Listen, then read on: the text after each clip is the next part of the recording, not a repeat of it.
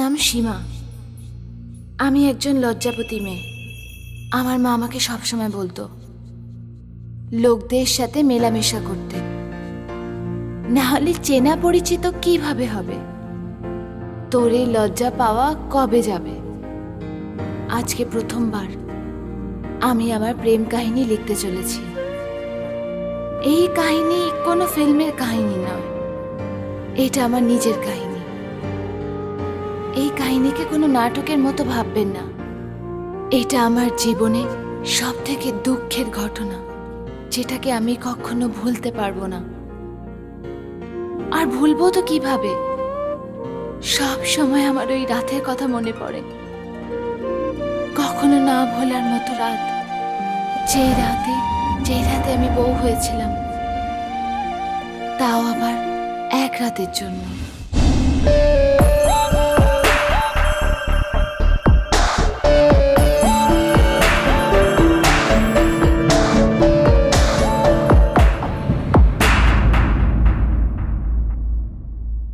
ঘটনাটা তখন, যখন আমি গার্লস কলেজে পড়তাম। ছোটবেলা থেকেই গার্লস স্কুল আর গার্লস কলেজে পড়ার জন্য ছেলেদের প্রতি আকর্ষণ একটু বেশি, কিন্তু আমি কখনো কোনো ছেলেকে নিজের থেকে অ্যাপ্রোচ করিনি। আমার লাইফ খুব সিম্পল চলছিল। আমাদের কলেজে রাকেশ কুমার নামের একজন প্রফেসর ছিল, যার বয়স 40 বছর ছিল। নেচারে উনি খুব রিজার্ভ ছিলেন, বেশি উনি কারোর সাথে কথা বলতেন না। আমরা সব মেয়েরা ওনাকে আর কে বলে ডাকতাম। Good morning, sir. Good morning. Good morning. How are you? Fine, sir.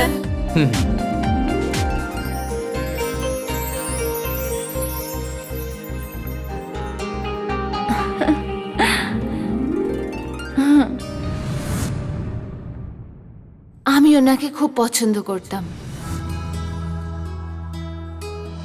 আমি সব সময় ওনাকে কোনো না কোনো ছুতোয় ওনাকে ছোঁয়ার চেষ্টা করতাম। I'm sorry. জেনে বুঝে আমি নিজের বই ফেলে দিতাম ওনার সাথে কথা বলার জন্য। বারবার চেষ্টা করতাম, একতরফা আমি আমার মন ওনাকে দিয়ে দিয়েছিলাম। আচ্ছা বলো, তোমার ক্লাস কেমন চলছে? ক্লাস তো ঠিকই চলছে স্যার, কিন্তু বাট হিন্দি লিটারেচার আমার খুব কঠিন লাগছে। কেন? মনোযোগ দিয়ে পড়ছো না? স্যার পড়ছি, কিন্তু কিছু শব্দ আমি বুঝতে পারছি না। স্যার আপনি কিছু যদি না মনে করেন, আপনাকে একটা কথা জিজ্ঞেস করি। বলো। আপনি আমার জন্য হিন্দি লিটারেচারে ক্লাস নিতে পারবেন? আপনি যেই টাইম বলবেন আমি আসবো। না সীমা, আমি প্রাইভেট টিউশন দিই না।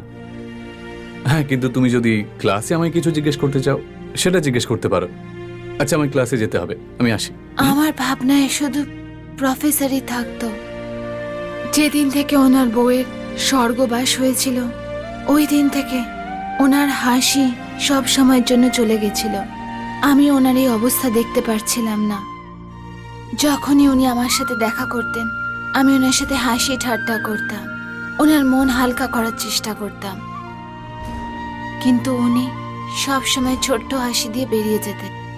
প্রফেসর আমাদের কলেজে বড় একটা গ্রাউন্ডে একটা খুব সুন্দর কটেজে একলা থাকতেন। সকাল থেকে বৃষ্টি হচ্ছিল। যখনই আমি কলেজে পৌঁছালাম, আমি ঝটকা পেলাম আজ কলেজ বন্ধ ছিল। তখন আমার মনে হলো প্রফেসর এই কলেজের ক্যাম্পাসেই থাকেন। আমি ভাবলাম প্রফেসরের সাথে দেখা করার এর থেকে ভালো সুযোগ আর কখনো হতে পারে না।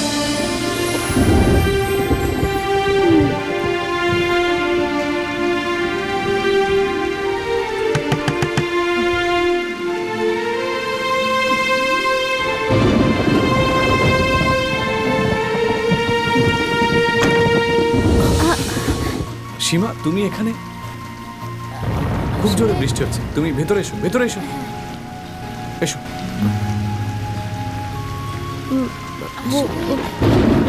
Good morning sir.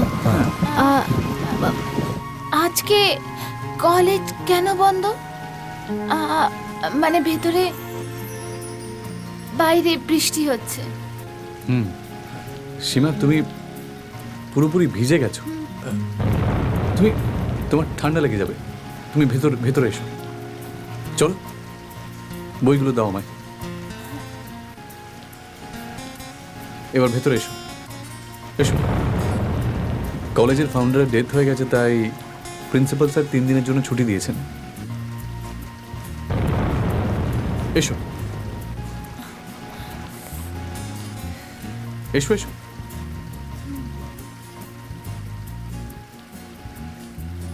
দাঁড়াও, আমি তোমার জন্য টওয়েল নিয়ে আসছি।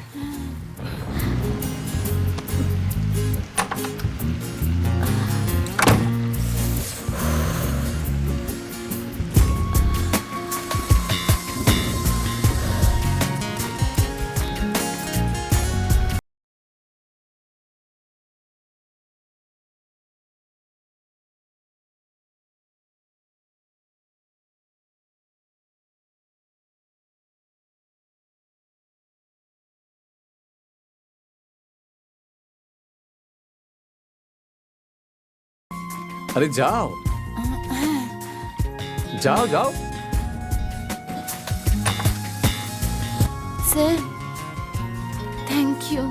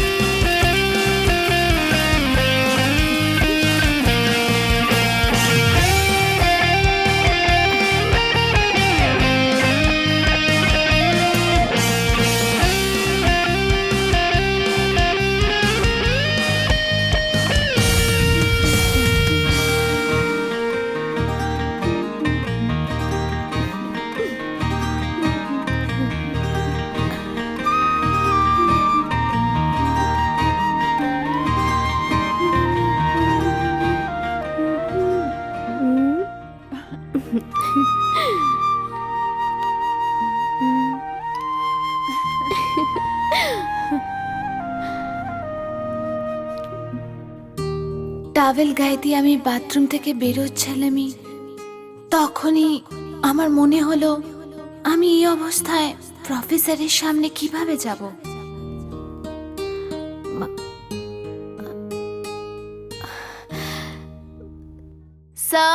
স্যার, আপনি কোনো জামা কাপড় আমাকে বাথরুমেই দিয়ে দিন, আমি এখানেই পরে নিচ্ছি, প্লিজ। সীমা, কাপড় তো ভেতরে ভিজে যাবে, তুমি বাইরে চলে এসো। আমি তোমার জন্য কাপড় বের করে রেখেছি। Okay sir. আমি দরজা খুললাম আর দরজার সামনে দাঁড়িয়ে গেলাম।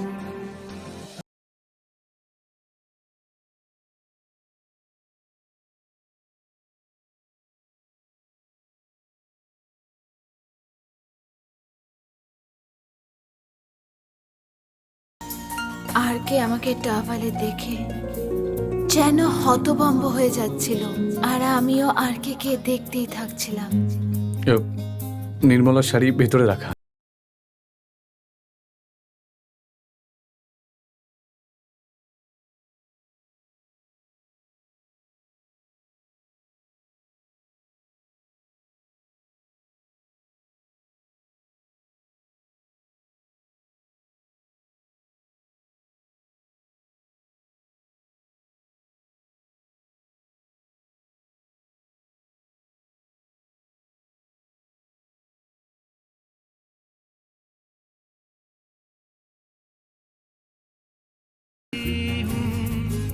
আমি তাড়াতাড়ি ভেতরে ঢুকে গেলাম আর দরজা বন্ধ করে দিলাম। আমার নিঃশ্বাস খুব দ্রুত চলছিল আর আমার বুক জোরে জোরে টিপ টিপ করছিল।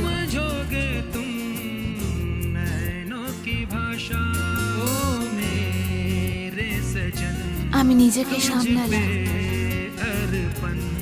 আমি শাড়ি পরতে খুব ভালোবাসি, কিন্তু তারপর আমার মনে হলো শাড়ি আমি ঠিক করে পরতেই জানি না। যেমন তেমন ভাবে শাড়ি আমি আমার ভেজা গায়ে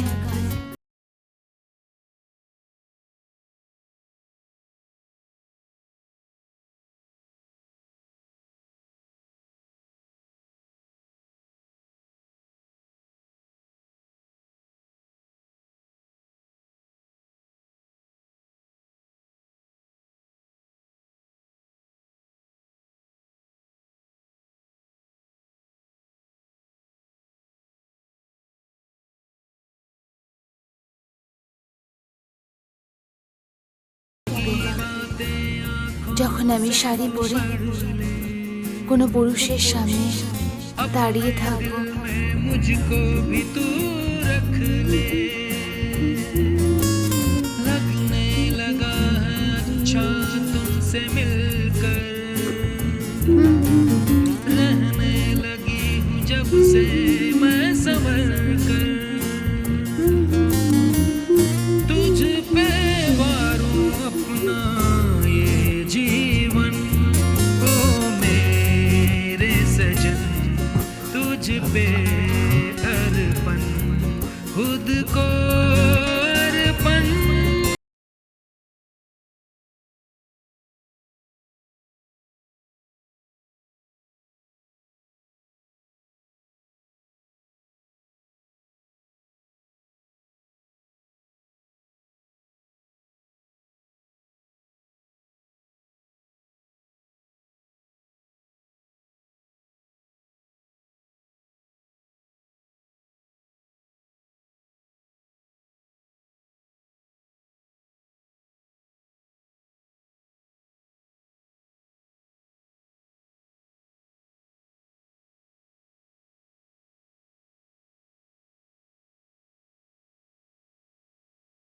নির্মলা আপনার বউ? হ্যাঁ, ও আর এই পৃথিবীতে নেই। আমি ওকে ভীষণ ভালোবাসতাম। একটা অ্যাক্সিডেন্টে ও মারা যায়।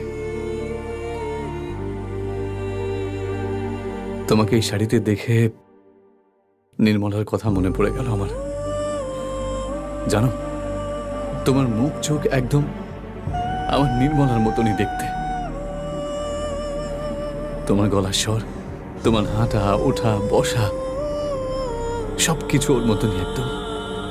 আর হ্যাঁ, নির্মলা এই শাড়িটা খুব ভালোবাসত। ওকে কেমন দেখতে ছিল? আমি কি ওনার মতোই সুন্দর দেখতে? দাঁড়া, আমি ওর ফটো দেখাচ্ছি।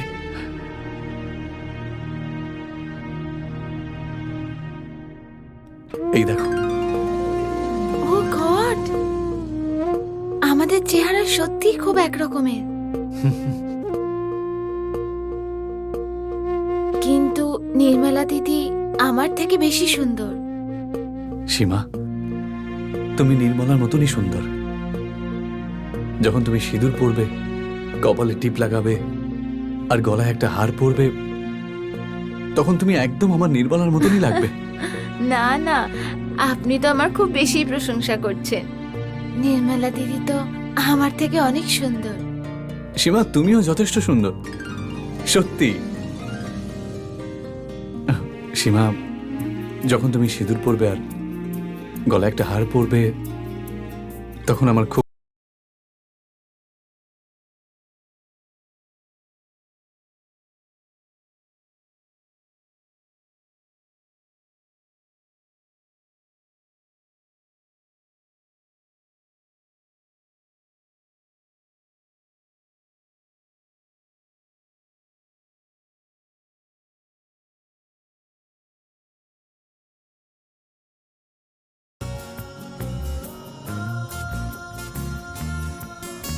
যদি আমার মঙ্গলসূত্র পরাতে, সিঁদুর লাগানোতে আর মাথায় সিঁদুর লাগানোতে আর কি খুশি হয়ে যায়, তাহলে আমি সেটা নিশ্চয়ই করব।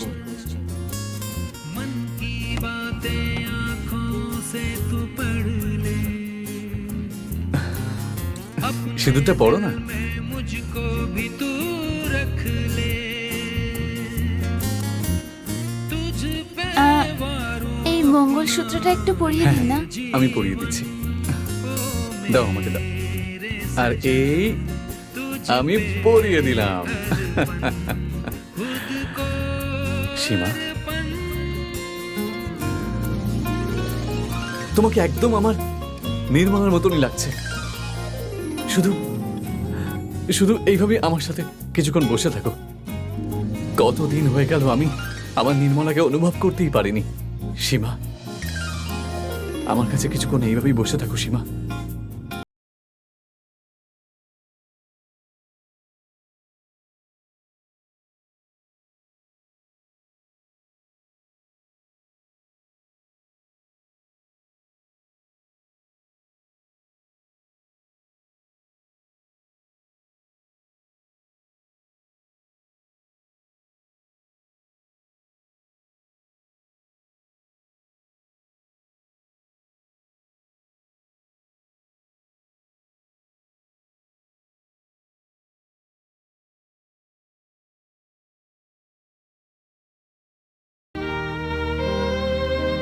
ওর মতন তুমি একজন আদর্শ স্ত্রী হতে পারোই না। নির্মলার মতন এই পৃথিবীতে আর কেউ নেই, ওর মতন কেউ নেই এই পৃথিবীতে।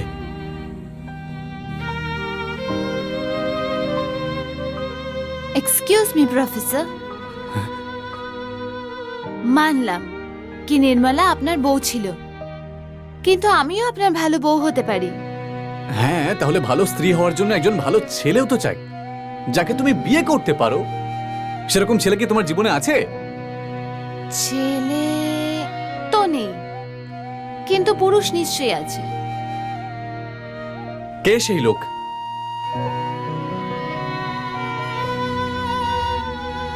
ওই পুরুষ এখন আমার সামনে দাঁড়িয়ে আছে, আর ওই পুরুষের নামও আমি আপনাকে বলতে পারবো। ওই পুরুষের নাম হলো প্রফেসর রাকেশ কুমার। সীমা, এটা হতে পারে না, এটা কখনো হতে পারে না। তোমার আর আমার মাঝের বয়সের গ্যাপ অনেকটা বেশি। সবাই কি বলবে? হাসবে সবাই আমাদের ওপর। তো হাসতে দিন স্যার। আমি সব সময় শুধু আপনাকেই চেয়েছি, শুধু আপনাকেই ভালোবেসেছি, কিন্তু কখনো বলতে পারিনি। স্যার, আমি কখনো পৃথিবীর পরোয়া করিনি। আজ সুযোগ পেয়েছি আপনাকে বলার যে আমি আপনাকে কত ভালোবাসি। আর দেখবেন, আমি দেখিয়ে দেব আপনাকে যে আমি আপনার ভালো বউ হতে পারি। এখন প্লিজ আপনি না বলবেন না। সীমা, আমিও তোমাকে খুব ভালোবাসি। কবে হবে আমার স্ত্রী? কবে আমাকে বিয়ে করবে? আজ আর এক্ষুনি, সারা জীবনের মতো।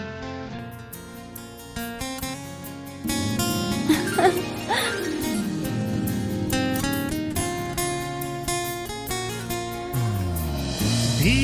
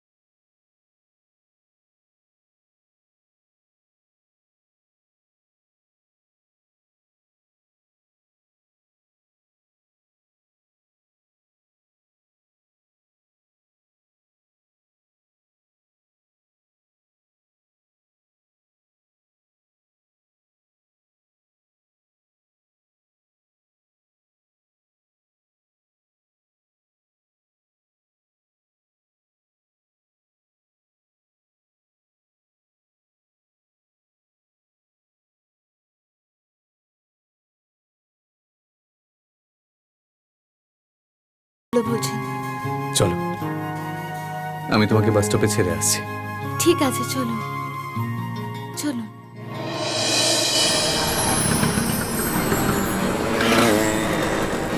আমার স্বামী আমাকে বাস স্টপ অব্দি ছেড়ে দিল। সারা রাস্তা আমরা দুজন কোনো কথা বলিনি।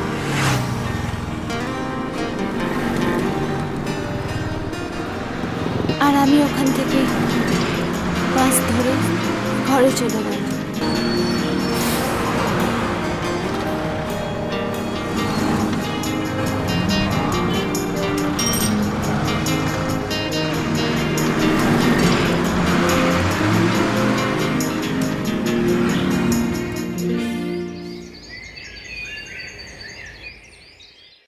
রাতে যখন আমি আমার বিছানায় বসেছিলাম, তখন আজকের দিনের সব ঘটনাগুলো মনে করছিলাম। আমি আমার ব্যবহারে আশ্চর্য হওয়ার জায়গায় খুশি হচ্ছিলাম। আর কে খুব ভালো মানুষ, আর এরকম একজন মানুষের বউ হওয়ার সুযোগ আমি নিজেকে খুবই ভাগ্যবতী মনে করছিলাম।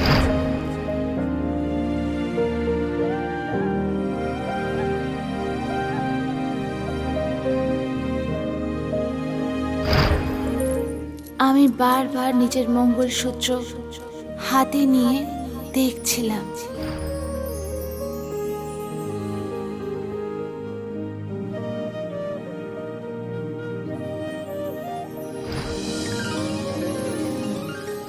ওনার প্রত্যেকটা ছোঁয়া আমার ভেতরে রোমাঞ্চ সৃষ্টি করছিল। আমি আবার বিছানায় শুয়ে পড়লাম আর নিজের পরের ভাবনায় বিভোর হয়ে গেলাম। আমি পরের দিনের অপেক্ষা করছিলাম, আর আমি জানতেই পারলাম না আমার চোখ কখন লেগে গেছিল।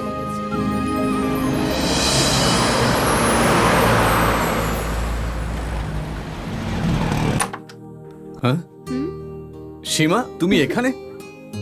সারপ্রাইজ! তার মানে আজকে ম্যাডামের কলেজে যাওয়া হয়নি?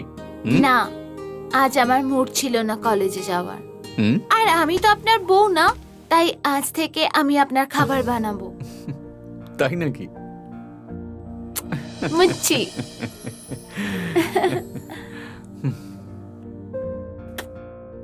আচ্ছা প্রফেসর, হ্যাঁ বলুন।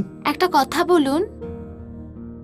উম, আপনি আমার সাথে বেইমানি তো করবেন না? হুম, এই যে আমার মিষ্টি বউ, এটা কি করে সম্ভব যে আমি তোমাকে ঠকাবো? আর তোমাকে ছাড়া আমার বাঁচার তো কোনো প্রশ্নই ওঠে না। সত্যি বলছেন নাকি ডায়লগ দিচ্ছেন? বলুন। তোমার দিব্যি। সত্যি আমার দিব্যি? I love. আপনার দাড়ি আমার লাগছে। আচ্ছা আচ্ছা, ঠিক আছে, দাড়ি কামিয়ে নেব। ঠিক আছে। হ্যাঁ, চুলও কেটে নেবেন। চুল? চুল তো আমার ছোটই, চুল কাটবো কেন? আচ্ছা শোনো, ওই সব কথা ছাড়ুন, আমার খুব খিদে পেয়েছে, খাবার আনি। আমি প্রথমবার আপনার জন্য কিছু বানিয়েছি, আপনি খাবেন না? না না তুমি যেও না। আরে না, ছাড়ুন আমি আমায়, তোমায় যেতে দেবো না। খাবার ঠান্ডা হয়ে যাবে। এত কষ্ট করে বানিয়েছি। যে কোনো কোথাও শুয়ে পড়ো, যে কোনো জায়গায় আমাকে হাত লাগিয়ে দাও।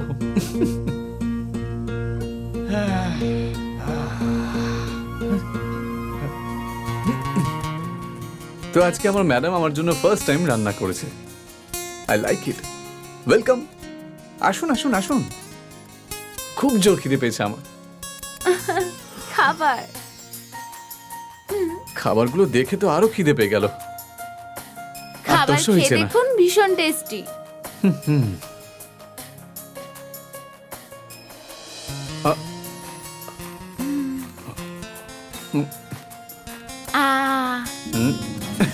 দিন না।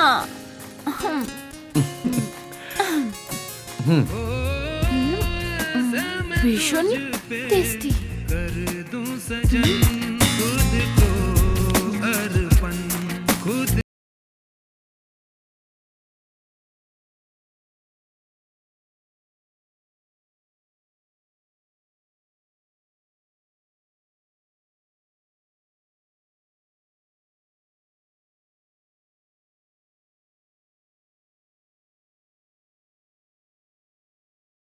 ব্যাস, ব্যাস, ব্যাস, ব্যাস।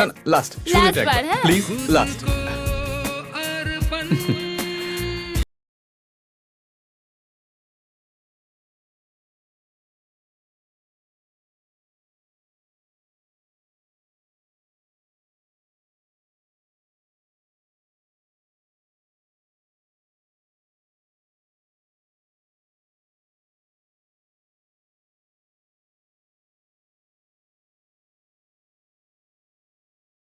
কিন্তু এই রান্নায় শুধু একটা জিনিসের কমতি ছিল।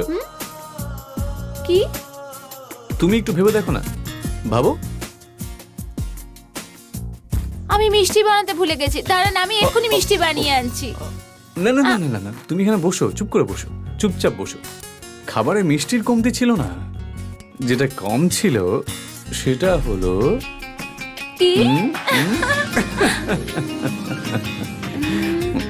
আমি উঠতে যাচ্ছিলাম, উনি আমাকে ধরে নিলেন। তারপর আমার ঠোঁটের ওপর উনি ঠোঁট রাখলেন। আমার শরীরে যেন কারেন্ট লেগে গেল। আর হওয়ার কি ছিল, আমাদের ঠোঁট একে অপরের সাথে মিলে গেল। আমি চমকে গেছিলাম, কিন্তু পিছু হটিনি। আমার স্বামী আমার ঠোঁটগুলো নিজের ঠোঁট দিয়ে ধরে নিল। কি দারুণ অনুভূতি ছিল সেটা। আমরা একে অপরকে ভালোভাবে বুঝতে শুরু করলাম। আমি লজ্জা পেয়ে উঠে বাইরের দিকে চলে যাচ্ছিলাম। ছাড়ুন, আপনি, আমাকে কিচেনে অনেক কাজ আছে। আরো জোরে জোরে হাসছিল। মিষ্টিটা এখন ঠিকঠাক পেয়ে গেলাম।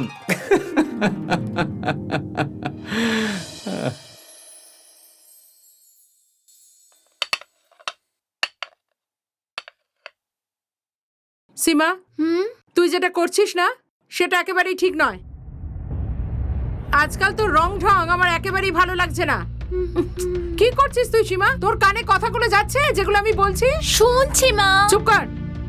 তুই আজকাল ঘরে খুব কম সময়ের জন্য থাকিস আর কলেজও ঠিক মতো যাস না। যখনই দেখি তখনই দেখি ওই ফোনে প্রফেসরের সঙ্গে কথা বলছিস। তুই কি প্রেমে টেমে পড়েছিস নাকি? হ্যাঁ দেখ সীমা, আমি কিন্তু এইসব একদম পছন্দ করি না। তুই কেন বুঝতে পারছিস না আমার কথা? শান্তি মা, শান্তি। আমাকে যেতে হবে, কলেজের জন্য লেট হচ্ছে। আরে কোন কলেজ? উফ মা। মুয়া।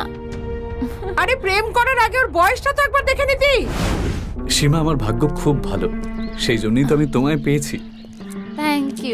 সীমা, আমরা বরং এক সপ্তাহের জন্য কোথাও বাইরে যাই। না মানে বলতে চাইছি একদম স্বামী স্ত্রীর মতন, যাতে আমরা আমাদের বিবাহিত জীবনটাকে খুব ভালো করে কাটাতে পারি। হ্যালো, এক মিনিট। আমার মা আমাকে কোথাও বাইরে যেতে দেবে আহা, না। আমার কাছে একটা ভালো আইডিয়া আছে সীমা। আর সেটা জানো কি? সেটা হলো পরের সপ্তাহে কলেজের ক্যাম্প বাইরে যাচ্ছে, মানে মানে বলতে চাইছি মহাবলেশ্বর যাচ্ছে। আর তুমি মহাবলেশ্বরের জন্য বেরোবে, আর আমরা কি করব, মহাবলেশ্বর যাওয়ার বদলে সোজা লোনাওয়ালা চলে যাব। আর তারপর আমরা ওখানে গিয়ে ভীষণ আনন্দ করব। সত্যি? হ্যাঁ। Love you. Love you two.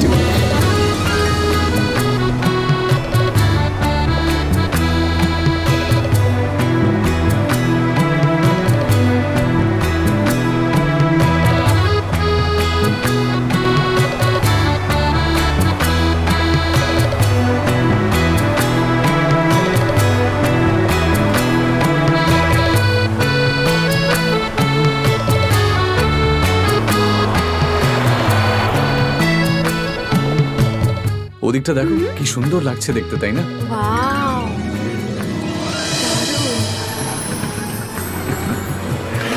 এটা কি ওই গণেশের মন্দির? হ্যাঁ হ্যাঁ, ওকে ওটাই তো। ওকে। খুব ভালো হিল স্টেশন, আমি শুনেছি। আমি ভীষণ excited. Thank you so much. I love you. Love you too. আমার প্রফেসর সোনা, এত তাড়াহুড়ো? এখন তো আমরা লোনাভলা যাচ্ছি। অলরাইট।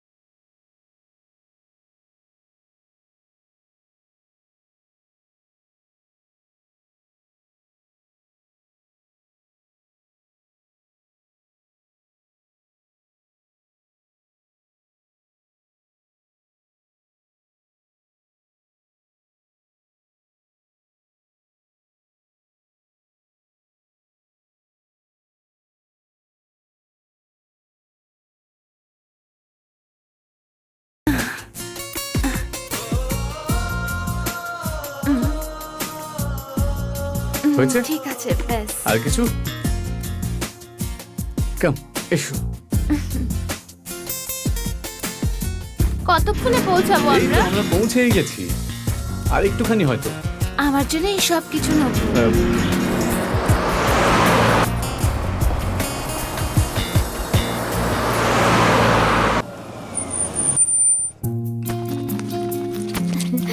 ওয়েলকাম স্যার, আপনাদের ট্রাভেল কেমন ছিল?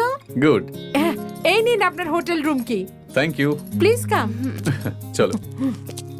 This way.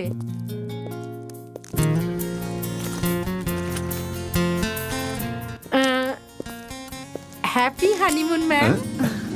Thank you. চলো, সাবধানে।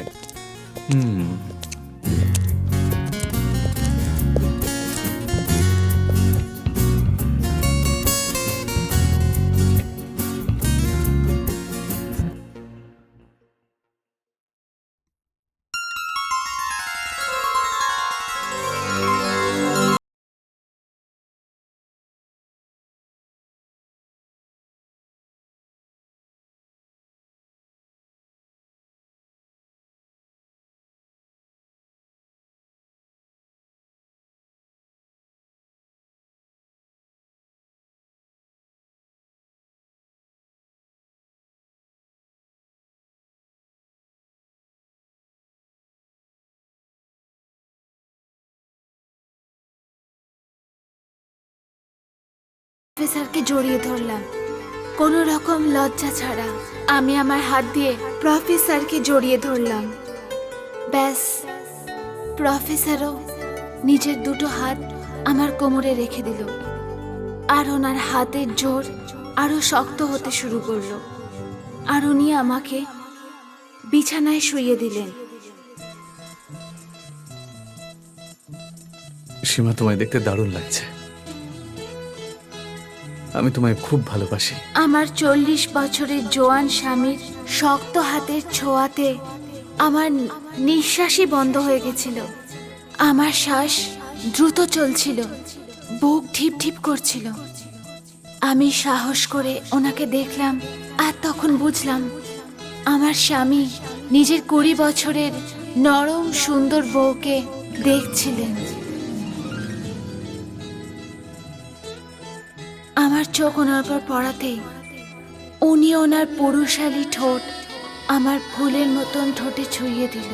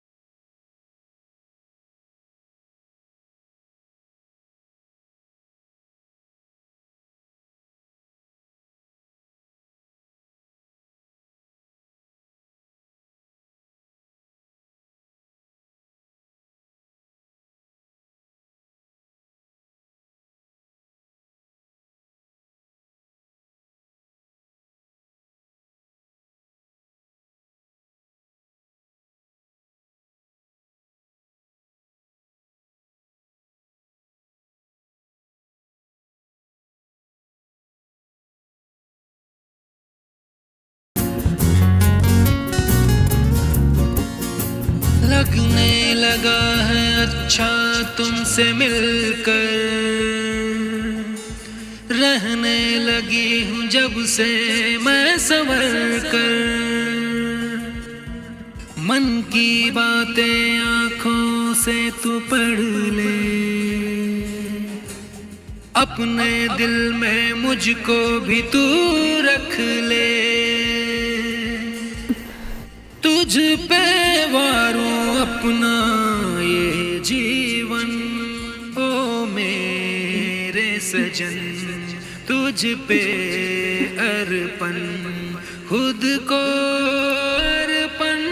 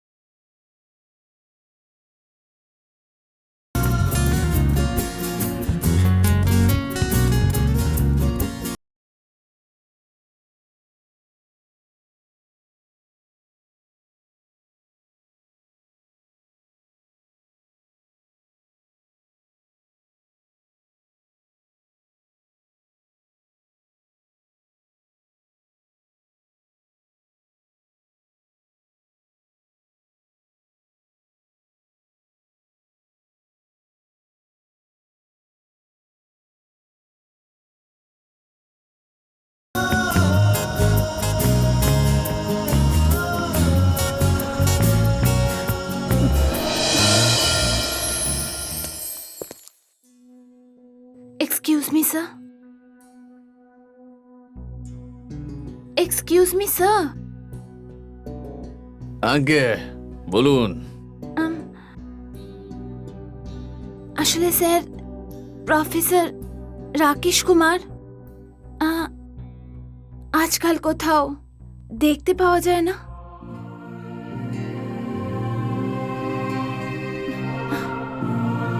কোথায় গেছেন? উনি এলাহাবাদ সেমিনারে গেছেন। কেন, কিছু দরকার? আমি কি আপনার কিছু সাহায্য করতে পারি? আসলে ওনার কিছু বই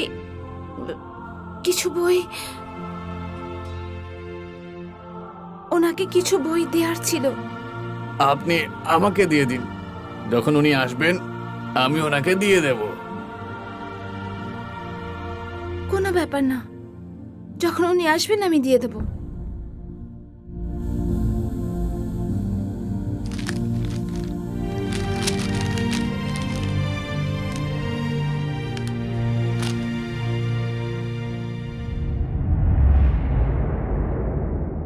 তারপর থেকে প্রফেসর আরকে আমি কোনোদিন দেখতে পাইনি। শুনেছিলাম যে উনি কলেজের কোনো ইম্পর্টেন্ট সেমিনার অ্যাটেন্ড করতে এলাহাবাদ গেছিলেন, আর ওখানে একটা কার অ্যাক্সিডেন্টে ওনার মৃত্যু হয়ে গেছিল। আমার যেন আমার পায়ের তলা থেকে জমিই ধসে গেছিল। আমি আমার ব্যথা কাউকে বলতেও পারছিলাম না, আর কাউকে বোঝাতেও পারছিলাম না। যে মানুষের মৃত্যু হয়েছে সে আমার স্বামী ছিল, কিন্তু মনে মনে আমার এই অভিযোগও নিশ্চয়ই ছিল। উনি আমাকে না বলে কেন গেলেন? ওনার মোবাইলও সুইচড অফ ছিল। আমি প্রফেসরের স্মৃতি ভুলতে পারিনি।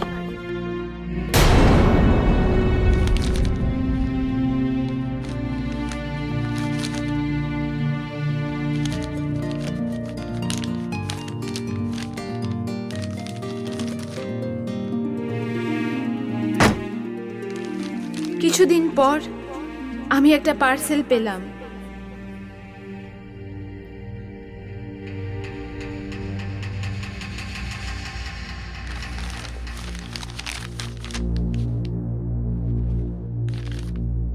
যে পাঠিয়েছিল তার নাম ওখানে ছিল না। আমি তাড়াতাড়ি এই প্যাকেটটা খুললাম।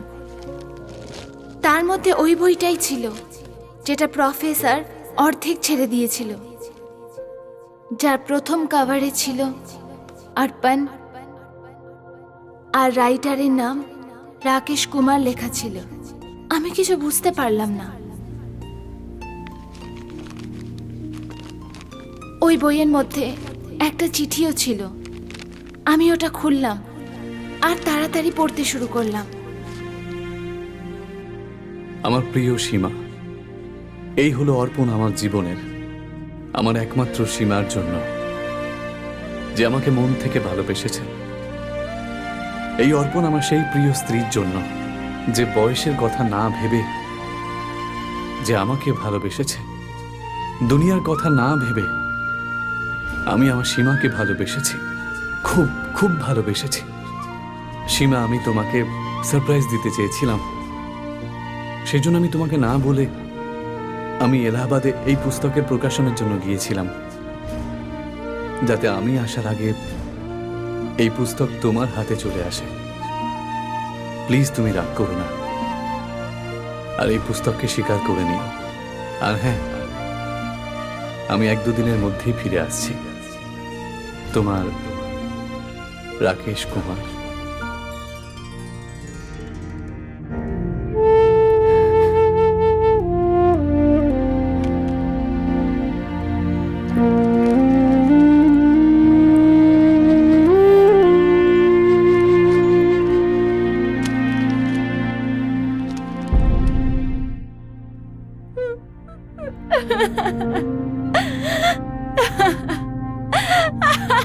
সীমা, সীমা কি হয়েছে বাবা? কি হয়েছে মা? কেন এত কাঁদছিস তুই?